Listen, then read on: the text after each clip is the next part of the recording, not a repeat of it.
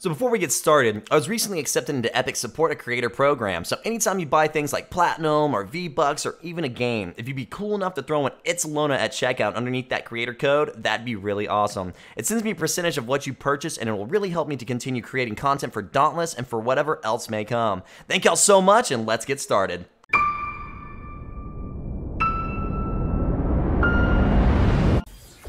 Hey guys, and welcome back to another Dauntless video. Today we're going to be taking a look at the new Blaze Escalation, and I'm going to show you guys 3 builds you can use to tackle it, with varying degrees and difficulty.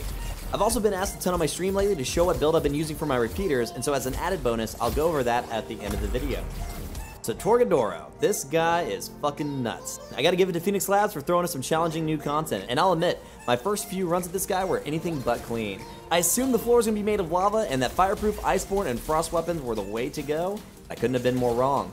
I was able to successfully grind him out with the help of my guild, which is recruiting by the way. Just drop a comment below if you need an invite, pretty easily after we found out our secret weapon.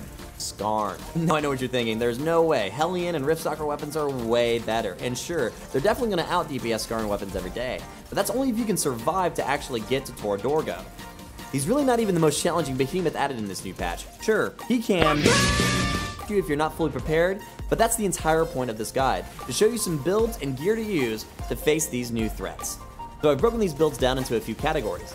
My first build is exotic free and in-game boss free, meaning that there's no high-end pieces in here. The second being my go-to LiveLord build when it comes to this run, i.e. you'll never die as long as you dodge every now and then. And my third build is aimed towards players with a few Toro kills under the belt already and have spent some time hanging out with the middleman. So first up, we have our non-exotic build. If you're familiar with my How to Dauntless series, then you'll notice this build is very similar to my mid to late game build I showed off in episode 2. The only difference here is we're not using Hellion's helmet, we're actually using Pangar's. With this combined with our Skarn weapons, we end up with +6 Knockout King, +6 Iceborne, Rage, and Wild Frenzy. Then +3 Overpower, Discipline, and Tough. And for the Lantern, I always use my go-to, Embermanes, because I love that attack speed. For the cells here, if you're solo, you can go with the +3 Conduit if you don't have +3 Zeal yet. In a group, I recommend running +3 Zeal or +3 Aetheric Attunement.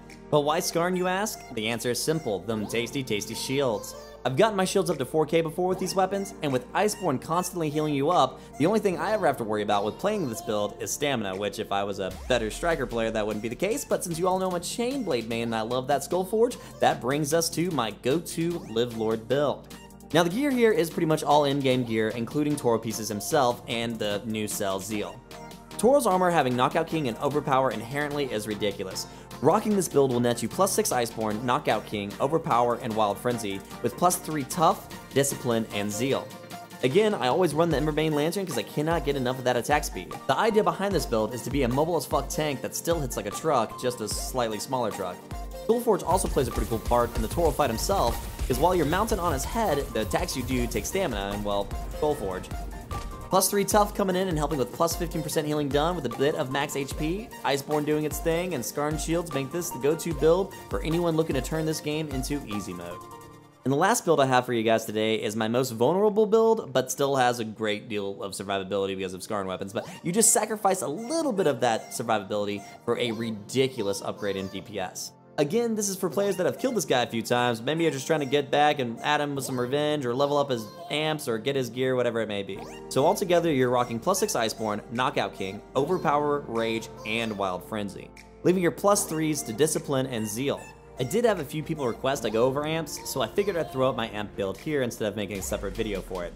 As you can see, I have 5 points not talented, and not a lot of people know this, but you don't have to put your points into every amp. In fact, it actually puts you at a big disadvantage inside the escalation. I personally leave out Eidolons, Defensive Revive, Hero's Call, and Bonds of Conflict. When you have all of these talents, your amp pool becomes way too flooded in the actual escalation, so that you'll often miss out on much more overpowered ones, especially if you use a health potion. Speaking of the overpowered amps, this escalation is full of them. When rocking these builds, anytime you can get a hold of Lady Luck's Bombardment, do it. The damage from those missiles is outrageous. And one last thing to note on amps is any of the Torgadoro's amps that activate all amps acquired on this run, try to get at least one of those per attempt. My personal favorite is the Lantern Tap one, which gives you no stam cost for a bit, and it's especially fun when riding Torgadoro's head. And last up, time for my Peter build. And just to touch on this is by far not the most optimal build out there for repeaters. This is the epitome of fitting your playstyle, that being my playstyle. I'm basically attempting to turn these bad boys into mini Uzis. The barrel here is Stoneheart Prism, shocker, made from Skarn parts. I rock +3 Iceborne just to be a little more tanky, and agility lets me roll around like I had Skullforge on. But the entire build revolves around +6 Zeal, Wild Frenzy, Conduit, and Embermane's Lantern. With +6 Zeal, you're getting 65% effectiveness out of your Lantern Tap ability, which, shocker, increases your attack speed by 25% with Emberbanes. That combined with Wild Frenzy's already 20% increased attack speed, and then Conduit on top of it, you'll be shooting so fast you won't even notice the reloads. Pair that up with Captain's Grip, increasing yours and your teammates' attack speed even further, and thank me later. And guys, that's pretty much it. If you liked what you saw, please consider leaving a like and subscribe. I'm almost at my first 100 YouTube subs. Couldn't be more thrilled. Loving all the support and everything I've gotten over the last few months doing this. It's been awesome. And until next time, take care, Slayers. Oh my god!